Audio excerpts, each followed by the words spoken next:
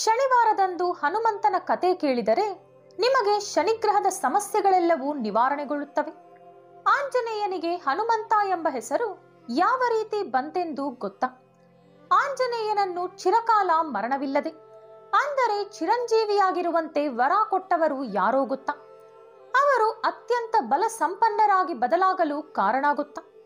ಆಂಜನೇಯನನ್ನು ಪೂಜಿಸಿದರೆ ಶನಿಗ್ರಹದ ಸಮಸ್ಯೆಗಳು ಏತಕ್ಕಾಗಿ ನಿವಾರಣೆಗೊಳ್ಳುತ್ತವೆಂದು ನಿಮಗೆ ಗೊತ್ತಾ? ಇವೆಲ್ಲವನ್ನು ತಿಳಿಯಬೇಕೆಂದರೆ ತಪ್ಪದೆ ಈ ವಿಡಿಯೋ ಸ್ಕಿಪ್ ಮಾಡದೆ ಪೂರ್ತಿಯಾಗಿ ವೀಕ್ಷಿಸಿ. ಹಾಗೆಯೇ ನೀವಿನ್ನೂ ನಮ್ಮ ಚಾನೆಲ್ ಅನ್ನು ಸಬ್ಸ್ಕ್ರೈಬ್ ಮಾಡ್ಕೊಂಡಿಲ್ಲ ಅಂದರೆ ಖಂಡಿತ ಈಗಲೇ ಸಬ್ಸ್ಕ್ರೈಬ್ ಮಾಡ್ಕೊಳ್ಳಿ. ಆಂಜನೇಯ ಸ್ವಾಮಿ, ಅಂಜನಾದೇವಿ ಹಾಗೂ ಕೇಸರಿ ದಂಪತಿಗಳಿಗೆ ವಾಯುದೇವರ ವರಪ್ರಸಾದವಾಗಿ ಜನಿಸುತ್ತಾರೆ. ಆದ್ದರಿಂದಲೇ ಅವರನ್ನು ಅಂಜನಿ ಪುತ್ರನೆಂದು, ಕೇಸರಿ ನಂದನನೆಂದು, ವಾಯುದೇವರ ಅನುಗ್ರಹದಿಂದ ಜನಿಸಿದ ಕಾರಣ ವಾಯುಪುತ್ರನೆಂದು ಕರೆಯುತ್ತಾರೆ. ಜನನದಿಂದಲೇ ದಿವ್ಯ ತೇಜಸ್ಸನ್ನು ಹೊಂದಿದ್ದರಿಂದ ಅವರನ್ನು ಆಂಜನೇಯ ಎಂದು ಸಹ ಕರೆಯುತ್ತಿದ್ದರು. ಒಂದು ದಿವಸ ಪುಟ್ಟ ಆಂಜನೇಯ ನಿದ್ರಿಸುತ್ತಿರುವಾಗ ಅವರಿಗೆ ಹಣ್ಣುಗಳನ್ನು ತರಲು ತಾಯಿ ಅಂಜನಾದೇವಿ ಅರಣ್ಯಕ್ಕೆ ಹೋಗುತ್ತಾರೆ. ತಾಯಿ ಹೋದ ಕೆಲ ನಿಮಿಷಗಳಲ್ಲಿಯೇ ಹಸಿವಿನಿಂದ ಎಚ್ಚರಗೊಂಡ ಆಂಜನೇಯ ಕಣ್ತೆರೆದು ಆಗಸದ ಕಡೆ ನೋಡಿದಾಗ ಅವರಿಗೆ ಕೆಂಪಾಗಿರುವ ಸೂರ್ಯ ಕಾಣಿಸುತ್ತಾನೆ. ಅದನ್ನು ನೋಡಿ ಹಣ್ಣೆಂದುಕೊಂಡು ಇನ್ನೂ ಹಸಿವು ಹೆಚ್ಚಾಗಿ ಆ ಹಣ್ಣನ್ನು ತಿನ್ನಲು ಆಗಸದ ಕಡೆ ಹಾರುತ್ತಾರೆ.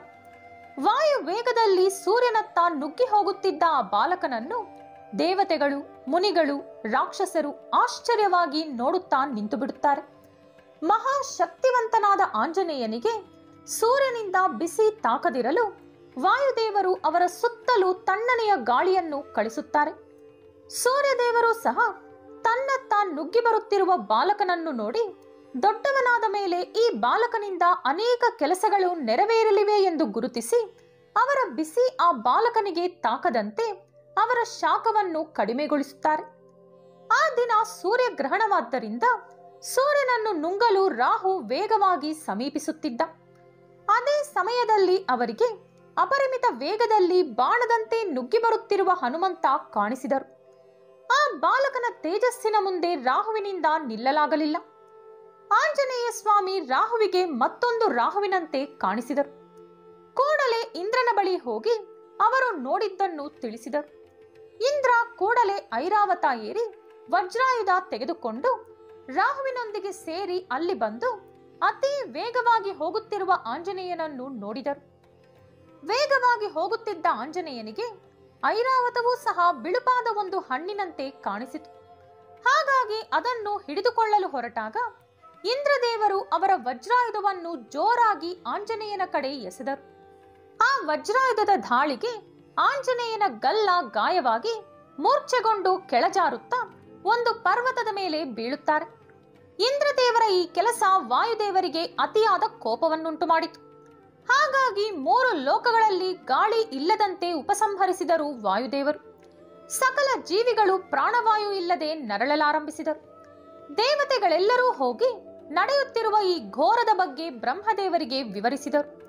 ಕೂಡಲೇ ಬ್ರಹ್ಮದೇವರು ಅವರೆಲ್ಲರನ್ನೂ ಕರೆದುಕೊಂಡು ಅಂಜನಿ ದೇವಿಯ ಬಳಿ ಹೋದರು. ಮೂರ್ಛೆಗೊಂಡಿರುವ ಬಾಲಾಂಜನೇಯನನ್ನು ಮಡಿಲಿನಲ್ಲಿಟ್ಟುಕೊಂಡು ಅಂಜನಾದೇವಿ ಕರುಳು ಕಿತ್ತು ಬರುವಂತೆ ಅಳುತ್ತಿದ್ದರು. ಅಲ್ಲಿ ಬ್ರಹ್ಮದೇವರನ್ನು ನೋಡಿದ ವಾಯುದೇವರು ಅವರ ಪಾದಗಳಿಗೆ ನಮಸ್ಕರಿಸಿದರು. ಬ್ರಹ್ಮದೇವರು ಅವರನ್ನು ಆಶೀರ್ವದಿಸಿ ಅವರ ಕೈಗಳಿಂದ ಬಾಲಾಂಜನೇಯನನ್ನು ಒಂದು ಬಾರಿ ನೀವಿದ ಕೂಡಲೇ ಅವರ ಶರೀರದ ಮೇಲಾದಂತಹ ಗಾಯಗಳೆಲ್ಲವೂ ಮಾಯವಾಗಿ ಅವರ ದೇಹವು ಪ್ರಕಾಶಭರಿತವಾಯಿತು. ಬ್ರಹ್ಮ ಸ್ಪರ್ಶದಲ್ಲಿರುವ ಅದ್ಭುತದಿಂದ ಆಂಜನೇಯ ಸ್ವಾಮಿ ನಿದ್ರೆಯಿಂದ ಎಚ್ಚರಗೊಂಡಂತೆ ಕಣ್ತೆರೆದರು. ವಾಯುದೇವರು ಸಂತೋಷಿಸಿ ಮತ್ತೆ ಗಾಳಿಯನ್ನು ಲೋಕಗಳಿಗೆ ಕಳುಹಿಸಿ ಜೀವಿಗಳನ್ನು ರಕ್ಷಿಸಿದರು. ಆಗ ಬ್ರಹ್ಮದೇವರು ದೇವತೆಗಳೆಲ್ಲರನ್ನೂ ಆಂಜನೇಯ ಸ್ವಾಮಿಗೆ ವರಗಳನ್ನು ಕೊಡುವಂತೆ ಆದೇಶಿಸಿದರು. ಇಂದ್ರದೇವರು ಪದ್ಮ ಮಾಲಿಕೆಯನ್ನು ಕೊಟ್ಟು ಅವರ ವಜ್ರಾಯುಧದಿಂದ ಆಂಜನೇಯನ ಹನು ಅಂದರೆ ದವಡೆ ಗಾಯವಾದ್ದರಿಂದ ಇಂದಿನಿಂದ ಹನುಮಂತ ಎಂದು ಎಲ್ಲರೂ ಕರೆಯುತ್ತಾರೆಂದು ಆಶೀರ್ವದಿಸಿ ವಜ್ರಾಯುಧದಿಂದ ಅವರಿಗೆ ಮರಣ ಸಂಭವಿಸುವುದಿಲ್ಲವೆಂದು ವರ ಕೊಟ್ಟರು. ಸೂರ್ಯದೇವರು ಅವರ ತೇಜಸ್ಸಿನಲ್ಲಿ 100ನೇ ಭಾಗವನ್ನು ಆಂಜನೇಯನಿಗೆ ಕೊಟ್ಟು ಸಕಲ ಶಾಸ್ತ್ರಗಳನ್ನು ಕಲಿಸುತ್ತೇನೆಂದರು. ವರುಣದೇವರು ನೀರಿನಿಂದ ಮರಣ ಸಂಭವಿಸದಂತೆ ವರ ಕೊಟ್ಟರು. ಯಮದೇವರು ಅವರ ಯಮಪಾಶವೂ ಸಹ ಏನೂ ಮಾಡುವುದಿಲ್ಲ, ಮೃತ್ಯುವೇ ಇರುವುದಿಲ್ಲ ಎಂದು ವರ ಕೊಟ್ಟರು. ಬ್ರಹ್ಮದೇವರು ಆಂಜನೇಯನಿಗೆ ಚಿರಾಯುವನ್ನು ಕೊಟ್ಟು ಬ್ರಹ್ಮಾಸ್ತ್ರವೂ ಸಹ ಬಂಧಿಸಲಾಗುವುದಿಲ್ಲ ಎಂದು ವರ ಕೊಟ್ಟರು. ಇನ್ನು ಈ ಬಾಲಕ ಶತ್ರುಗಳಿಗೆ ಭಯವನ್ನು, ಭಕ್ತರಿಗೆ ಧೈರ್ಯವನ್ನು, ಮಿತ್ರರಿಗೆ ಸಂತೋಷವನ್ನು ಕೊಡುತ್ತಾರೆಂದು ಹೇಳಿ ಅವರಿಗೆ ಇಷ್ಟರೂಪ ಧರಿಸುವಂತಹ ಶಕ್ತಿಯನ್ನು ವರವಾಗಿ ಪ್ರಸಾದಿಸಿ ದೇವತೆಗಳೊಂದಿಗೆ ಬ್ರಹ್ಮಲೋಕಕ್ಕೆ ಹೊರಟರು ಬ್ರಹ್ಮದೇವರು. ಇದೇ ಆಂಜನೇಯ ಸ್ವಾಮಿಯ ಚಿಕ್ಕ ವಯಸ್ಸಿನಲ್ಲಿ ನಡೆದಂತಹ ಸಂಘಟನೆ. ಅವರು ಬೆಳೆದು ದೊಡ್ಡವರಾಗಿ ಸೀತಾರಾಮರನ್ನು ಯಾವ ರೀತಿ ಒಂದು ಮಾಡಿದರೆಂದು ನಮ್ಮೆಲ್ಲರಿಗೂ ಗೊತ್ತಿರುವುದೇ. ಅವರನ್ನು ಪೂಜಿಸಿದರೆ ಎಂತಹ ದುಷ್ಟ ಶಕ್ತಿಗಳು ನಮ್ಮ ಹತ್ತಿರವೂ ಸುಳಿಯುವುದಿಲ್ಲ. ಅವರನ್ನು ಯಾರು ಭಕ್ತಿ ಶ್ರದ್ಧೆಯಿಂದ ಪೂಜಿಸುತ್ತಾರೋ, ಅವರಿಗಿಷ್ಟವಾದ ವೀಳ್ಯದೆಲೆ, ಸಿಂಧೂರ ಹಾಗೂ ಬೆಣ್ಣೆಯಿಂದ ಅಲಂಕರಿಸುತ್ತಾರೋ ಅಂತಹವರನ್ನು ಶನಿಗ್ರಹವೂ ಸಹ ಏನೂ ಮಾಡುವುದಿಲ್ಲವೆಂದು ಪಂಡಿತರು ಹೇಳುತ್ತಾರೆ. ಆದ್ದರಿಂದಲೇ ಶನಿವಾರ ತಪ್ಪದೆ ಹನುಮಂತನನ್ನು ಪೂಜಿಸಿ ಸಕಲ ಕಷ್ಟಗಳಿಂದ ವಿಮುಕ್ತಿ ಪಡೆದು ಅಷ್ಟೈಶ್ವರ್ಯಗಳನ್ನು ಪಡೆಯಿರಿ. ನೀವು ಸಹ ಹನುಮಂತನ ಭಕ್ತರಾಗಿದ್ದರೆ ಅವರನ್ನು ಭಕ್ತಿಯಿಂದ ಪೂಜಿಸಿ ಎಲ್ಲ ಆರ್ಥಿಕ ಸಮಸ್ಯೆಗಳನ್ನು ನಿವಾರಿಸಿಕೊಳ್ಳಿ. ಮುಖ್ಯವಾಗಿ ಶನಿಗ್ರಹ ದೋಷಗಳನ್ನು ನಿವಾರಿಸಿಕೊಳ್ಳಿ. ಈ ವಿಡಿಯೋ ನಿಮಗಿಷ್ಟವಾದಲ್ಲಿ ಲೈಕ್ ಹಾಗೂ ಶೇರ್ ಮಾಡಿ. ಇಂತಹ ಹೆಚ್ಚಿನ ಪೌರಾಣಿಕ ವಿಡಿಯೋಗಳಿಗಾಗಿ ತಪ್ಪದೇ ನಮ್ಮ ಚಾನೆಲ್ ಅನ್ನು ಸಬ್ಸ್ಕ್ರೈಬ್ ಮಾಡಿಕೊಳ್ಳಿ. ಮತ್ತೊಂದು ಕುತೂಹಲಕಾರಿ ಮಾಹಿತಿಯೊಂದಿಗೆ ಪುನಃ ಭೇಟಿಯಾಗೋಣ. ಧನ್ಯವಾದಗಳು.